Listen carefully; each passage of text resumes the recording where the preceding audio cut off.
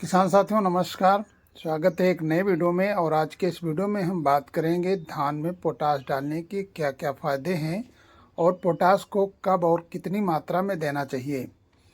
किसान साथियों, वीडियो पसंद आए तो वीडियो को लाइक और चैनल पे जो हमारे किसान भाई पहली बार आए हैं चैनल को सब्सक्राइब कर सकते हैं।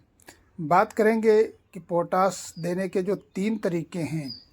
सबसे पहले तरीके की तरफ चलते हैं कि सबसे पहले पोटाश किस तरीके से आप डाल सकते हैं।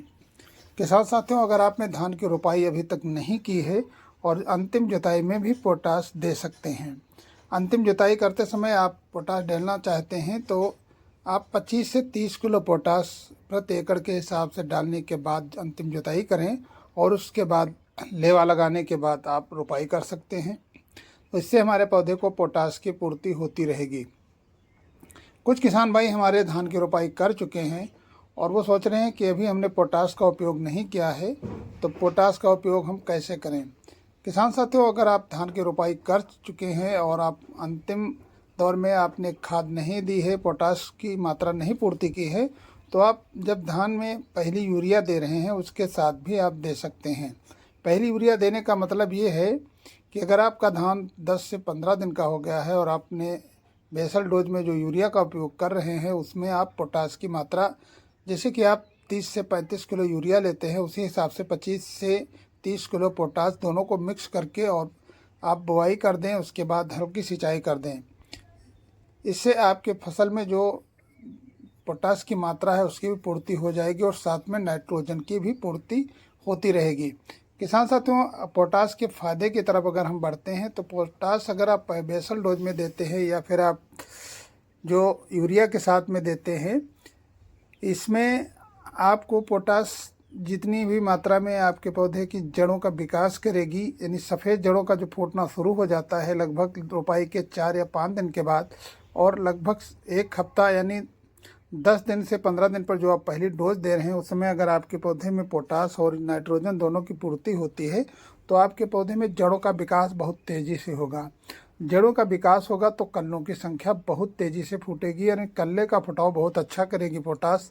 और जो भी आप खाद दे रहे हैं यानी जो भी पोषक तत्वों की पूर्ति कर रहे हैं जड़ों के माध्यम से अपने पौधे तक पूर्ति होती रहेगी।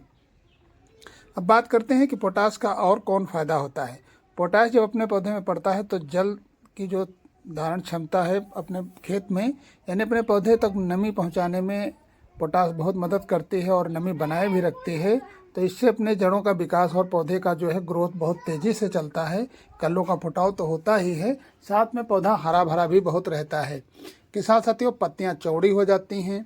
इसके बाद जब हमारी फसल करीब करीब 60 से 70 दिन की होती है उस समय भी हमें पोटाश की आवश्यकता रहती है, या बालियां निकलने तक आप एक बार स्प्रे के माध्यम से पोटाश का भी उपयोग कर सकते हैं। किसान साथियों, पोटाश एक ऐसी चीज़ है जो अपने पौधे में कई तरीके के फ़ायदे देती है। ग्रोथ के साथ साथ जो कल्लों की संख्या उसको बढ़ाती है, और आने वाले समय में जब आपके पौधे में बालियां निकलेंगी, बालियां चमकदार होंगी, दाने का फुटाव जो आप देख रहे हैं, दाना बालियां बहुत अच्छी सी होंगी, उसमें आप देख सकते हैं कि उत्पादन बहुत अच्छा होगा। तो इस तरीके से अगर आप अपने समय से पोटाश यानी शुरुआती अवस्था में, और जब आपका धान गबोड़ अवस्था के बाद आता है, बालियां निकलने लगती हैं, उस समय भी हमारे बहुत किसान भाई 0050 का भी उपयोग करते हैं। यानी आपके खेत में अगर पोटाश सही समय से पूर्ति होती रहेगी तो आपकी फसल बहुत अच्छी लाइटदार चमकदार दाने के साथ उत्पादन देगी और अच्छा वजन दाना होगा।